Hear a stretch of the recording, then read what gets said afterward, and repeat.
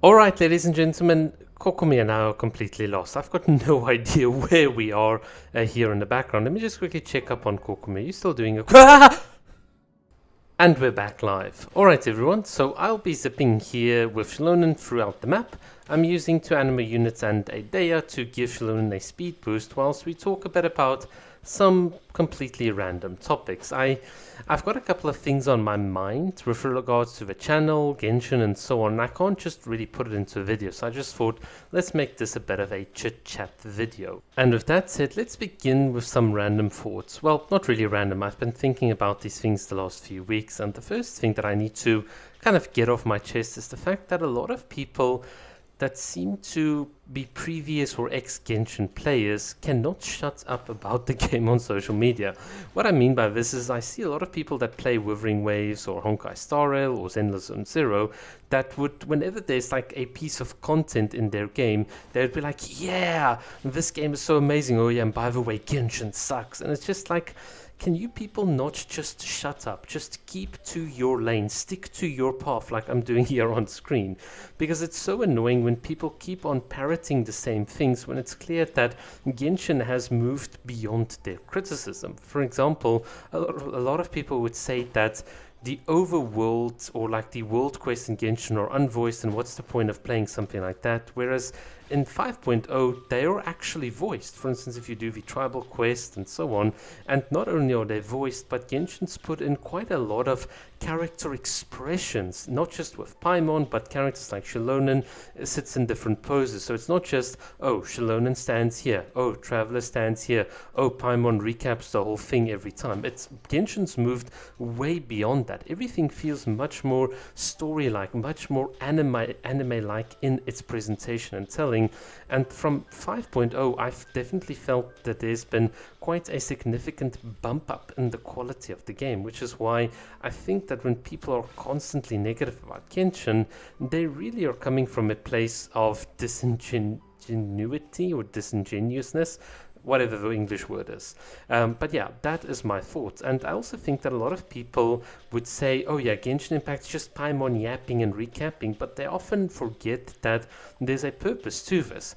Just like a 20-minute anime, or basically 30 minutes once it airs with ads in Japan, but with a typical anime that you get on Crunchyroll, wherever you watch them, you typically see that the first 1 or 2 minutes, especially for a long-running series, will always recap what they've done the previous week. And this is exactly what you see in Genshin. The reason Paimon recaps and tells you about a lot of things is because the majority of the player base use their mobile devices and they don't play the game for more than 30 minutes to an hour at a time. This is very different from a big famous content creator or gacha content creator having to live stream for 6 hours and then seeing, oh, Paimon periodically repeats things because, well, that's how it's been kind of planned. You can't keep people's attention glued to the screen for an hour when they're playing on mobile. It's just not going to work. So when you look at the formula of how Genshin's evolved, it makes quite a lot of sense. And you can clearly see that they're trying to appeal as well to the younger audience by making it not just a dialogue that you have to sit through and listen, but also put in more movement with the characters, which is just so freaking cool. That's one of the things that I like about Genshin. Alright, with that off my chest, the other thing that I want to talk about is in my recent video where a lot of people criticized Genshin, especially, well, the people that I just mentioned, but a lot of them would criticize Genshin under the guise that the DJ table here with Shalonen or the Chaska's gun or Mavuika's bike just doesn't fit Genshin anymore. It's not within the style of the game.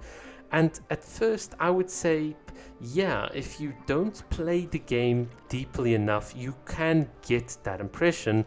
But once you go, for instance, like through the Children of Echo's lair, and you see these power drills, these big power tools, mining tools, a DJ table where all of them dance, which is not Shalonen's DJ kit, where you see like fire being spit out on the dance floor and lights across the place, you really see that the entire tribe itself embraces some aspects of modernity or some modern technology, even if not all of the things that we in our personal lives would embrace. It's the same with Fontaine. You've got airships and all of these cool mecha things which people embrace in their day-to-day living. And yes, there can be a bit of a difference between how much you can embrace depending on your tribe. Natlan is split between different tribes, so certain people, like for instance the Feather Flower clan, have combustible air balloons. So when someone goes into a cave in one of their tribal quests and invents jetpacks,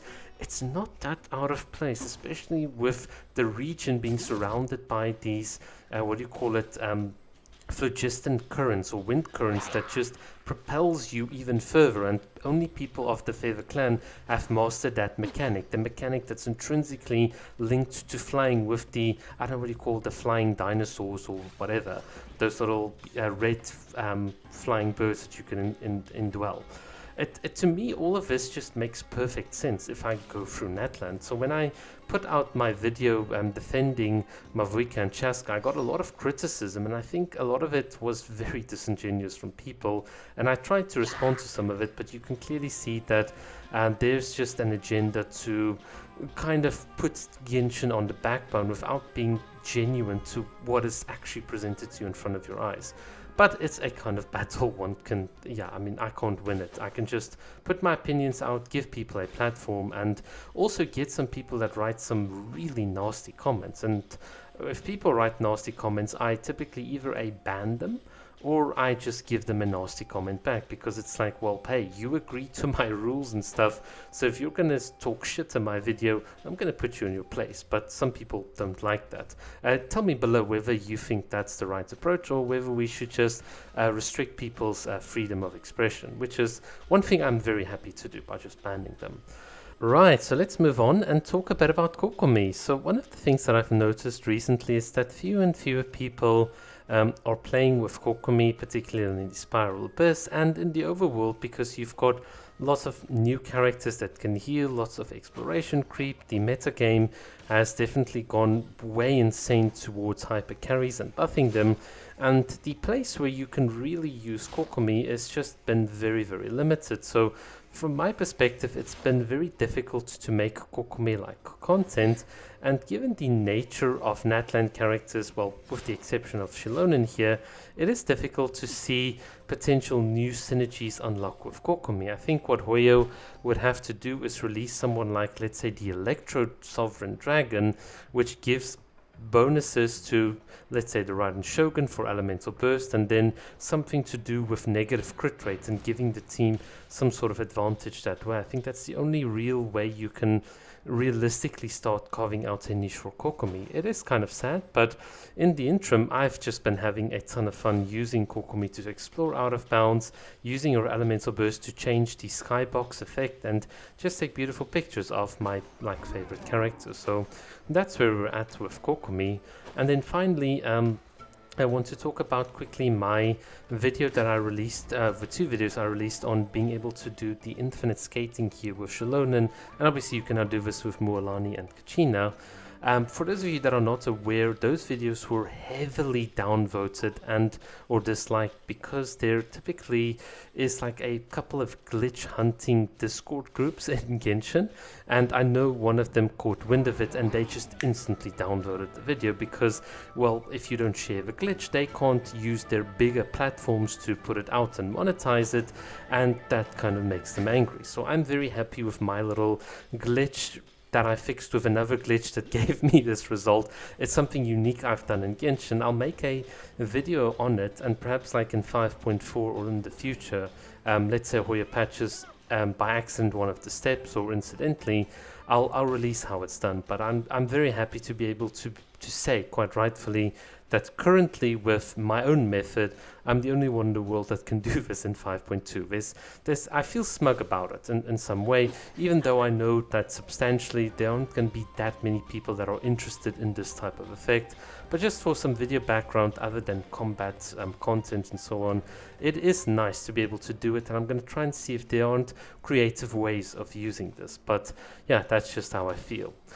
Overall, that's it from my side. Just a couple of chit-chat and things I wanted to talk about. Nothing really particular. If there are any topics you guys want to talk about in the future, if there are anything that you would want me to explore or talk about, let me know. Any things that you worry about, any changes you want to see on the channel. I'm fairly open to a lot of these things. For instance, in the past, I had my own VTuber avatar and people just said, yeah, you know what, it doesn't add anything, let it go.